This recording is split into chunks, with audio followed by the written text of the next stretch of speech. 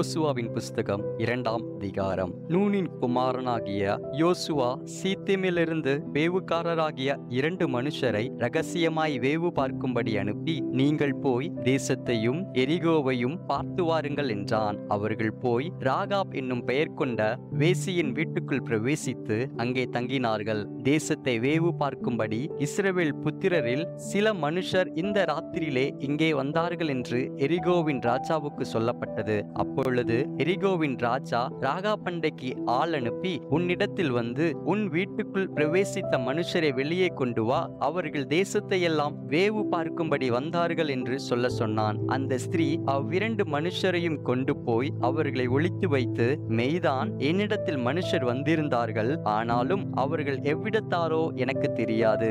வாசலை அடைக்கும் நேரத்தில் இருட்டு வேளையிலே அந்த மனுஷர் புறப்பட்டு போய்விட்டார்கள். அவர்கள் எங்கே போனார்களோ எனக்கு தெரியாது. அவர்களை சீக்கிரமாய் போய் தேடுங்கள், நீங்கள் அவர்களை பிடித்துக் கொள்ளலாம் என்றாள். அவள் அவர்களை வீட்டின் மேல் ஏற பண்ணி வீட்டின் மேல் பரப்பப்பட்ட சணல் தட்டைகளுக்குள்ளே மறைத்து வைத்திருந்தாள். அந்த மனுஷர் யோர்தானுக்கு போகிற வழியில் துரைகள் மட்டும் அவர்களை தேட போனார்கள். அவர்களை தேடுகிறவர்கள் புறப்பட்ட உடனே வாசல் அடைக்கப்பட்டது.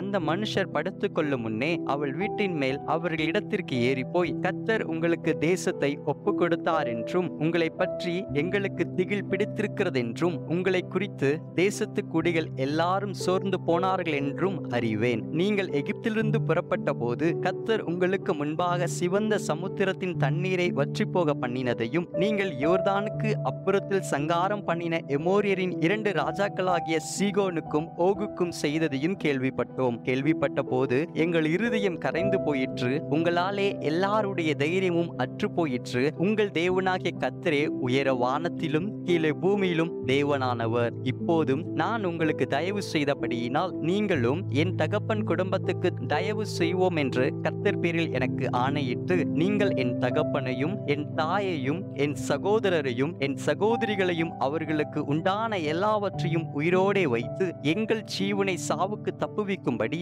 எனக்கு நிச்சயமான அடையாளத்தை கொடுக்க வேண்டும் என்றாள். அப்பொழுது அந்த மனுஷர் அவளை நோக்கி, எங்கள் ஜீவனே, உங்கள் ஜீவனுக்கு ஈடு, நீங்கள் எங்கள் காரியத்தை வெளிப்படுத்தாதிருந்தால் கர்த்தர் எங்களுக்கு தேசத்தை கொடுக்கும் போது நாங்கள் தயையும் சத்தியமும் பாராட்டுவோம் என்றார்கள். அப்பொழுது அவர்களை கயிற்றினாலே ஜன்னல் வழியாய் இறக்கிவிட்டாள். அவள் வீடு அலங்கத்தின் மதிலில் இருந்தது. அலங்கத்திலே அவள் குடியிருந்தாள். அப்பொழுது அவள் அவர்களை நோக்கி, தேடுகிறவர்கள் உங்களை காணாதபடிக்கு நீங்கள் மலையிலே போய் அவர்கள் திரும்பி வரும் மட்டும் அங்கே 3 நாள் ஒளித்திருந்து பின்பு உங்கள் வழியே போங்கள் என்றாள். அப்பொழுது அந்த மனுஷர் அவளை நோக்கி, இதோ நாங்கள் தேசத்துக்குள் பிரவேசிக்கும் போது நீ இந்த சிவப்பு நூல் கயிற்றை எங்களை இறக்கிவிட்ட ஜன்னலிலே கட்டி உன் தகப்பனையும் உன் தாயையும் உன் சகோதரர்களையும் உன் தகப்பன் குடும்பத்தார் அனைவரையும் உன்னிடத்தில் உன் வீட்டிலே சேர்த்துக்கொள். இல்லாவிட்டால் நீ எங்கள் கையில் வாங்கின ஆணைக்கு நீங்களாயிருப்போம். எவனாகிலும் உன் வீட்டு வாசல்களில் இருந்து வெளியே புறப்பட்டால்